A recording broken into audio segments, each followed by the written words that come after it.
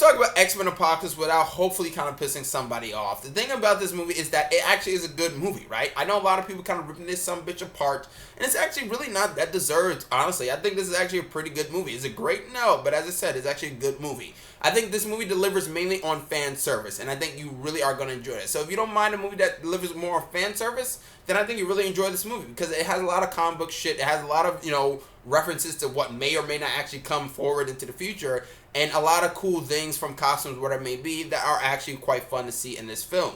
I think that is all cool. The problem with this film is that sometimes from that fan service, I feel like they only rely on the people that they're servicing from those fans to kind of rely on certain things told in the story. Now, overall, I think the story is actually quite good in this movie. Sometimes it does feel like it's a little bit of a step backwards compared to like the two previous stories, but I think it is a very solid film. Now, the performances just in general are actually quite good from McAvoy to Fassbender, and they still kind of managed to be one of the main focus points. And you still love their relationship because it's still a very interesting thing to be told. The thing about it is there are some performances in here or some characters just in general that kind of get shafted a bit because there's kind of so many things going on until like the final act where it's a big action scene. That's when kind of like more of the new characters kind of take a place, in a stand or whatever you want to call it. But overall, some things that really, or some characters that just kind of got shafted pretty much or didn't do anything. Moira, Rose Byrne doesn't do anything. Psylocke, she is just kind of eye candy. I know Olivia Munn, which is saying, she didn't want to be the girlfriend in Deadpool. She should have took Deadpool pretty much because she's just eye candy. You're not going to remember her performance, just that body. Storm, she's cool for the most part. She does more, and I feel like she did more with her powers than Halle Berry ever did. That's just the truth. But she still doesn't really do too much. And Jennifer Lawrence, she's not really doing anything except kind of phoning it in and pretty much, being out of the Mystique makeup for about 70% of the time, and 30% she's just kind of, Mystique, just in general. Now, I do think this movie does have a lot of cool additions from Ty Sheridan, which does better to me than James Marsden. Sophie Turner, which actually is actually quite cool, and Nightcrawler, and obviously Angel and whatnot. They're all kind of cool. Seeing Apocalypse and the Four Horsemen, whatever it may be, sometimes I feel like the motivations for all of them are not that clear while they join them for the most part, or why he needed them personally. But that's just a complete other thing. Quicksilver does a very fantastic scene, which is actually quite fucking cool.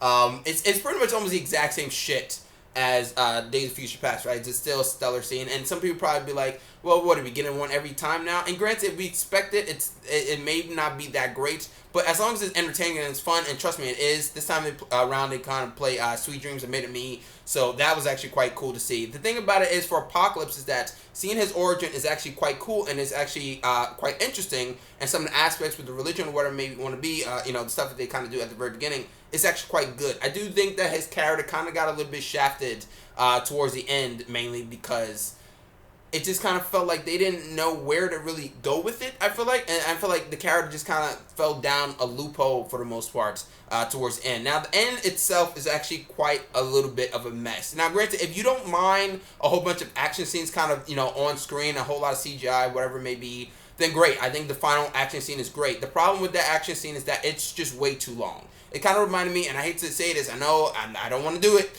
but it reminded me a lot of like Man of Steel, and I like Man of Steel, so don't say anything. So it reminded me a lot of like Man of Steel, where it was just one gigantic action scene towards the end. Some people kind of got a little bit tiresome, and that may or may not kind of tire you out a little bit, because it does kind of feel like they're sacrificing the story for the action towards the end, and therefore you kind of don't really feel that connected with some of these people when they are kind of in these dire situations. And I feel like that's kind of what the problem with some of these this movie pretty much is, that sometimes I feel like there's not that much of a good connection with any of the newer characters. And maybe they'll have time to grow as the franchise kind of goes along. It's just that it doesn't really give that much of a time to kind of really develop most of these people, the newer people. If you like the Jubilee, great, because, she's not really doing much in here. But if you like her in the comics, awesome.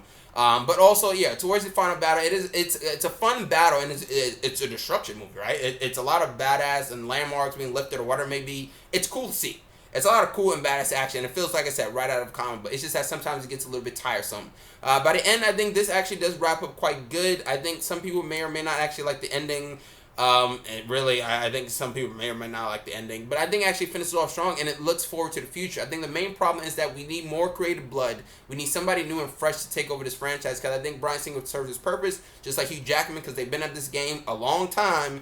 I just think that we need somebody fresh to kind of lead this X-Men into, ironically, the 90s. But just going forward, because I don't think we need Singer back anymore. Say as a producer, whatever it may be, but yeah.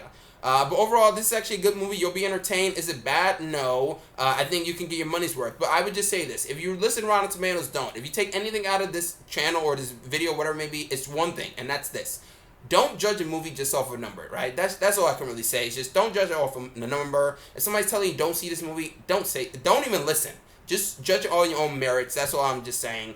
You can listen, you can not listen. I'm just a guy in a hat. But yes, comment, subscribe, and like. I think it's a very entertaining movie. You may get a little bit let down, but just manage your expectations. I think that's the main key here. And then I think you'll have a fun time. It's a summertime, people. Just enjoy yourselves. Eat some popcorn and, sit back and relax. Comment, subscribe, and like. I'm Chris Smith, and I'm signing out.